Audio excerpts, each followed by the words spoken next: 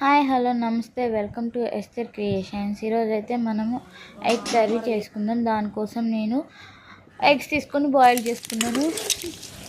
చేసుకున్న తర్వాత ఎగ్ని slices cut చేసి లోపల ఉన్న ఎల్లో పార్ట్ తీసి పక్కన పెట్టుకొని లైట్గా ఫ్రై చేసుకున్నాను.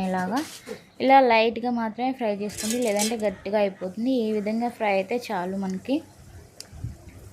తర్వాత ప్యాన్లో అదే ఆయిల్లో మనం ఎగ్స్ ఫ్రై చేసుకున్నాం కదా స్లైసెస్, అదే ఆయిల్లో కొంచెం తాళం గింజలు వేసి ఉల్లిపాయలు వేసుకొని తర్వాత కరివేపాకు వేసుకొని కొంచెం సాల్ట్ వేసుకొని ఫ్రై చేసుకున్నాను.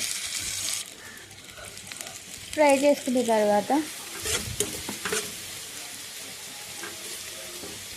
ఇలా కట్ చేస్తే కట్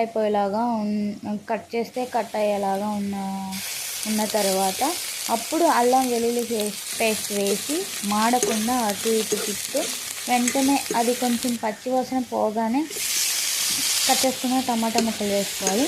టమాటా ముక్కలు మొత్తం ఈ విధంగా మెత్తగా మెదిగిపోయేంత వరకు మనం ఫ్రై చేసుకోవాలి. ఫ్రై చేసుకున్న తర్వాత దానిలో కొంచెం ఉప్పు, పసుపు, కారం వేసుకున్న తర్వాత స్లైసెస్ దీనిలో వేసుకుందాం. ఇలా స్లైసెస్ కర్రీ చేసుకుంటే చాలా టేస్టీ అంటే చాలా ఉంటుంది. ముద్దకి ఒక ముక్క అలా పెట్టుకోవచ్చు అనమాట. చాలా బాగుంటుంది. చిన్నపిల్లలకు కూడా ఒక ఎగ్ వేస్తే త్వరగా అయిపోతుంది అనుకుంటారు కాబట్టి ఇలా ముక్కలుగా స్లైసెస్ కట్ చేసి వేసుకుంటే బాగుంటుంది. తర్వాత ఎల్లో పార్ట్ కూడా దానిలో వేసేసి దానిలో కొంచెం చింతపండు రసం తీసుకున్నాను.